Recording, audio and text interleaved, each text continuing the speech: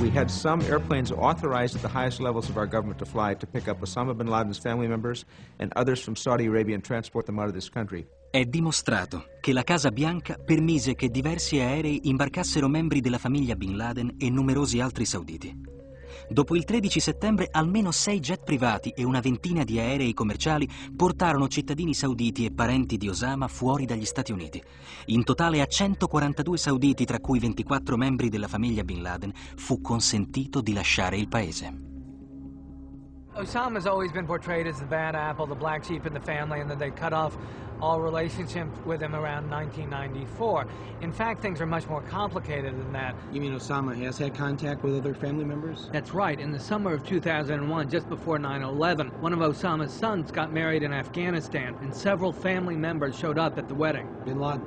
That's right. So they've not cut off completely. That's really an exaggeration.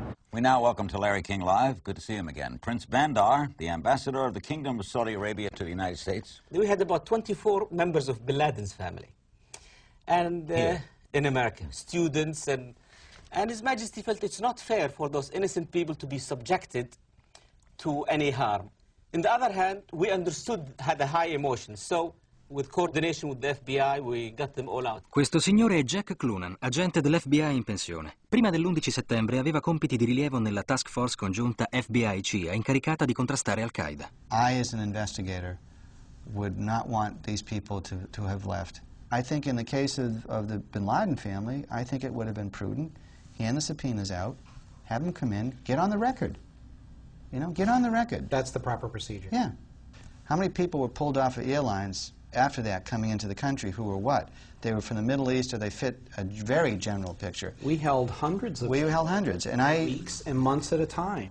Did the authorities do anything when the Bin Ladens tried to leave the country? No, they were identified at the airport. They looked at their passports and they were identified. Well, that's what would happen to you or I if we were leaving the country. Exactly. So a little interview, check the passport, what else? Nothing.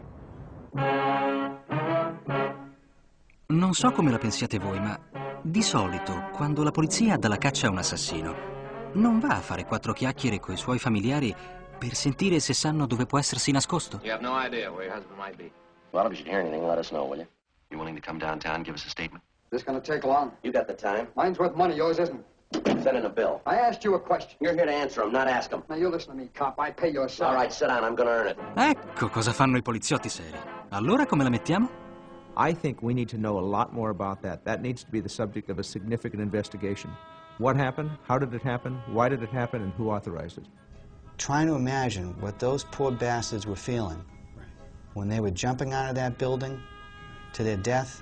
Those young guys and cops and firemen that ran into that building, never asked a question, and they're dead. And families' lives are ruined. And they'll never have peace. And if I had to inconvenience a member of the Bin Laden family with a subpoena or a grand jury, do you think I'd lose any sleep over it? Not for a minute, Mike. No one would question it. No, it's right. Not even the biggest civil libertarian. No, it's no just, one would question it's just, you know, you got a lawyer, fine. Counsel, fine. Mr. Bin Laden, this is why I'm asking you. It's not because I think that you're anything. I just want to ask you the questions that I would anybody. Right. And that's all. Tutto ciò non aveva senso. Vi immaginate il presidente Clinton che nei giorni immediatamente successivi all'attentato terroristico di Oklahoma City organizza un viaggio all'estero per la famiglia McVeigh? Secondo voi cosa gli sarebbe successo se la cosa fosse trapelata? Mr. Bandar, do you know the Bin Laden family? I do very well. What are they like? They're really lovely human beings. He is the only one I don't know him well, but I met him only once. What was the circumstance under which you met him?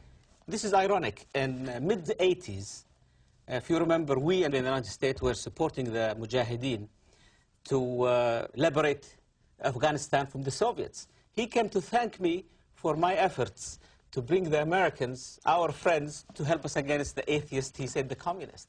Isn't it ironic? In other words, he came to thank you for helping bring America to help him. And now he may be responsible for bombing America. Absolutely. What did you make of him when you met him? I was not impressed, to be honest with you. Not impressed? No, I thought he was simple and very quiet guy. Insomma, il classico bravo ragazzo.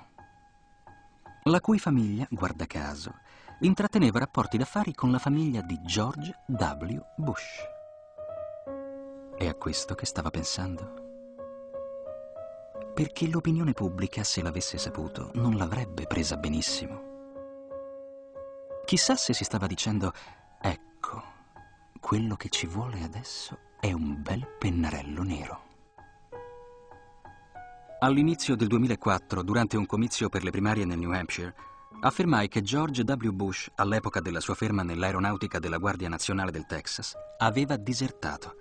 Per tutta risposta, la Casa Bianca diffuse copia del suo stato di servizio, sperando di far cadere l'accusa. Quello che Bush ignorava è che io avevo già una copia del suo stato di servizio non filtrata dalla censura. L'avevo ottenuta nel 2000. E c'è una differenza eclatante tra la versione del documento uscita dagli archivi militari nel 2000 e quella fatta circolare da lui nel 2004. Un nome è stato cancellato.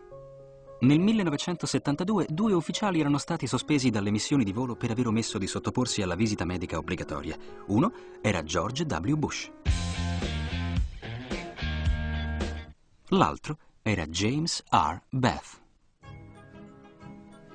Nella versione del 2000, nel documento sono leggibili entrambi i nomi, mentre nel 2004 Bush e la Casa Bianca hanno coperto di nero il nome di Beth.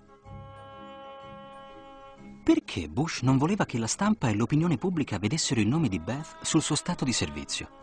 Forse temeva che gli americani venissero a sapere che per un certo periodo James R. Beth aveva gestito gli interessi economici dei Bin Laden in Texas. Bush e Beth avevano fatto amicizia all'epoca in cui prestavano entrambi servizio nell'aeronautica della Guardia Nazionale. Dopo il congedo, quando Bush padre era capo della CIA, Beth mise in piedi una società di servizi aerei, subito dopo aver venduto un aeroplano a un certo Salem Bin Laden, erede del secondo patrimonio saudita in ordine di grandezza, il Saudi Bin Laden Group. W at that time was just starting off in the world as a businessman.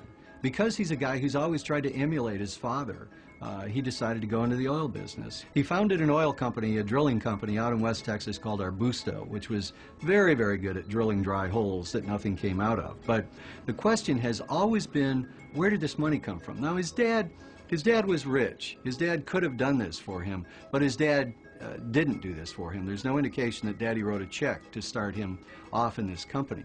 E allora, quei soldi, George W. Bush come se li procurò? I'm George Bush. Uno che sicuramente investì su di lui fu proprio James R. Beth. L'amico fraterno di Bush era stato ingaggiato dalla famiglia Bin Laden per gestire il patrimonio che questa deteneva in Texas e aiutarla a investire. E James Beth, a sua volta, investì su George W. Bush. Bush mandò in rovina l'Arbusto, come del resto tutte le altre imprese nelle quali aveva voce in capitolo, finché, finalmente, una delle sue società venne acquisita dalla Harken Energy, che in più gli diede un posto in consiglio d'amministrazione. A lot of us have suspected through the years that there has been Saudi oil money involved in all of these companies. Harken, Spectrum 7, Arbusto Drilling, all of the Bush companies. Whenever they got into trouble, there were these angel investors who flowed money into the companies. So the question is, why would Saudis, who had all the oil in the world, go around the globe to invest in this lousy oil company? And the thing is, it had one big asset. Harken had one thing going for it, which is that George W. Bush was on its board of directors at a time when his father was president of the United States. When you're the president's son and you've got unlimited access combined with some credentials from a prior campaign, in Washington, D.C., people tend to respect that. I mean, access is power. And I can find my dad and talk to him any time of the day. Eh sì, essere figlio del presidente aiuta. Specialmente quando sei indagato dalla SEC, la Commissione per le società e la borsa. In 1990, when Mr. Bush was a director of Harken Energy, he received this memo from company lawyers, warning directors not to sell stock if they had unfavorable information.